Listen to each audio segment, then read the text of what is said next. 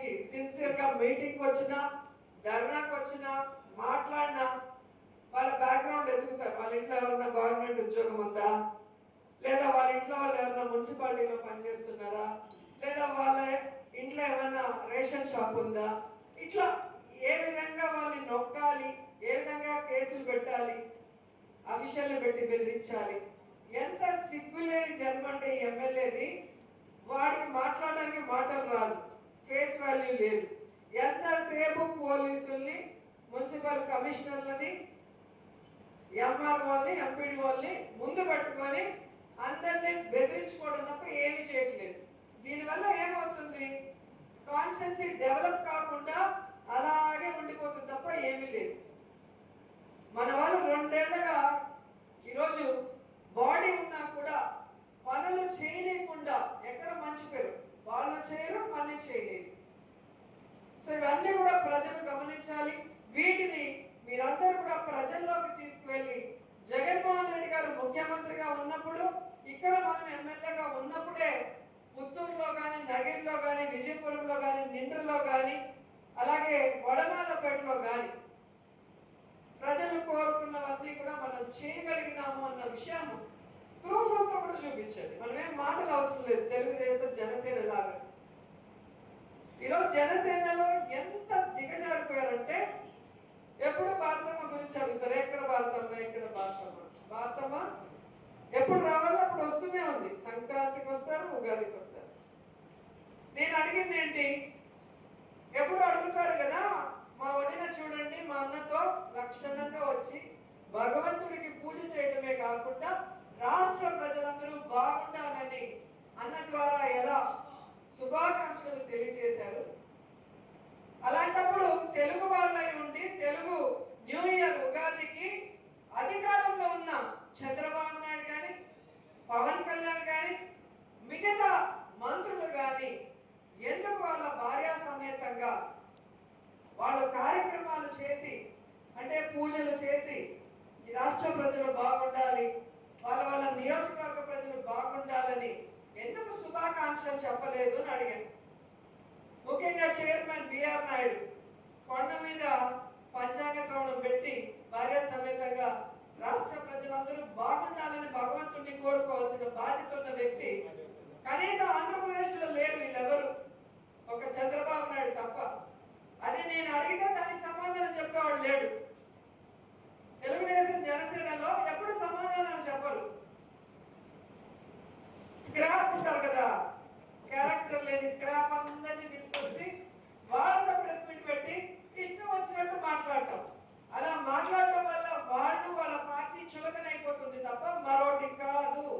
మీరు ఎన్ని చేసినా ఈరోజు మేము ఇంత స్థాయికి ఎదగగలిగామంటే ఒక మాట చెప్తే ఆ మాట మీద నిలబడతాం. ప్రజల కోసం ఎంత దూరమైనా పోరాటం చేస్తాం. ప్రజలకి మంచి జరగాలని మేము వెళ్ళిన ప్రతి గుడిలో కూడా కోరుకుంటాం. కాబట్టి ప్రజలు మమ్మల్ని ఆశీర్వదిస్తున్నారు.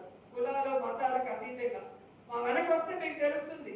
ఏ జిల్లాకి వెళ్ళినా, ఏ కార్యక్రమానికి వెళ్ళినా, ఏ గుడికి వెళ్ళినా, ఏ పెళ్లికి వెళ్ళినా ఏ విధంగా అభిమానిస్తున్నారు అంటే, ఈ విధంగా ఎందుకు అభిమానిస్తారంటే వాళ్ళ కోసం మేము ఫైట్ చేస్తున్నాం. కానీ మీరెవరో స్క్రాప్ని, చెత్తని పెట్టి ప్రెస్ మీట్లు పెడితే వాళ్ళ బతుకులు ఏ విధంగా బయటకు వచ్చి సస్పెండ్ అయ్యే పరిస్థితి వస్తుందో మీరే చూస్తున్నారు. ఈరోజు జనసేన పార్టీ, అది జనసేన కామసేన కాదు. దాంట్లో ఎంతసేపు అసెంబ్లీలో కూర్చొని రాసలీలలు చేయటం, మన దగ్గర పనిచేసే వాళ్ళ ఏమంటారు వాళ్ళని ఎలా చంపేశారు. ఆవిడ ఎంత ఓవర్ యాక్షన్ చేసిందో మీ అందరు గతంలో వీడియో చూస్తే తెలుస్తుంది. భారతమ్మని, రోజమ్మని తిట్టాలంటే ముందుండేది ఆవిడ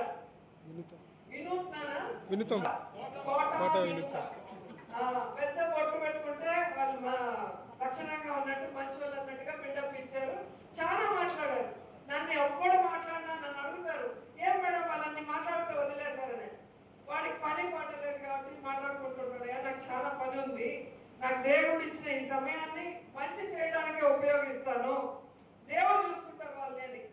జగన్ గారు ఎలా అయితే చెప్తారో నేను అదే ఫాలో అయ్యా. వీళ్ళకి టైం మనం వేస్ట్ చేయకూడదు. వాళ్ళు చేసే తప్పుగా భగవంతుడు వాళ్ళకి శిక్షిస్తున్నాడు. ఎలాంటి శిక్ష ఇచ్చాడో చూశారు కదా. అలాగే కిరణ్ రాయల్ ఎన్ని మాట్లాడాడు సంబంధం లేకుండా.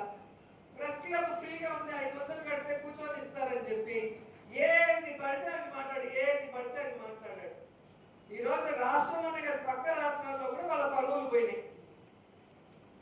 సో వాడు మాట్లాడినంత మనమేం తక్కువైపోలా, మాట్లాడి వాడు పెద్దోడైపోలా, వాడు ఎదవయ్యాడు. మనంగానే ఉన్నాం మంచిగా, మన పని కరెక్ట్ గా చేసుకుంటూ వెళ్తున్నాం, వీళ్ళలాగా చేయకుండా. అలా నేను చూసుకుంటూ పోతే జనసేనలో యథా రాజా తదా ప్రజ అంటారు కదా, వాళ్ళ నాయకుడు ఎలా ఉంటాడో కింద వాళ్ళు అలాగే ఉంటారు. ఆయనకు ఒక దిశ దశ నిర్దేశం లేకుండా పోతున్నాడు, ఆయన కింద పోతున్నారు. మొన్న నేను అడిగిన దానికి ఆన్సర్ చెప్పకుండా ఏదోదో మాట్లాడతారు. సో అలాంటి వాళ్ళని మనం పట్టించుకోని అవసరం లేదు. మనం ఎలాంటి క్రిటిక్స్ మనకి చెప్తారు కదా, నిజమైన క్రిటిక్స్ ఉంటారు. మన తప్పుల్ని, అంటే రాజకీయంగా మనం చేసే తప్పుల్ని ఇలా సరిదిద్దండి, ఈ పని ఇలా చేయండి, ఇలా చేస్తుంటే బాగుండని నిజంగా మనం మంచి కోరి చెప్పే క్రిటిసిజం ఏదైనా కూడా మనం తీసుకొని అది చేసినప్పుడే మనం మనిషిగా, లీడర్గా ఎదిగే అవకాశం ఉంటుంది, సరిదిద్దుకున్నప్పుడే. సో లైఫ్లో మనం కూడా తెలియక రాజకీయాల్లో చాలా తప్పులు చేసి ఉంటాం, వాటిని సరిదిద్దుకుంటూ ముందుకు వెళ్ళాం కాబట్టి ఈరోజు ఒక టాప్ పొలిటీషియన్గా నిలబడగలిగాం. వీళ్ళు ఇలా మొరుగుతూ ఉన్నారు కాబట్టి వీళ్ళు జైల్లో పాలు అవటమో లేదా అవమాన పాలు అవటమో లేదా కింద స్క్రాప్గానే ఉంటారు. వాళ్ళకి టైం వేస్ట్ చేయొద్దండి.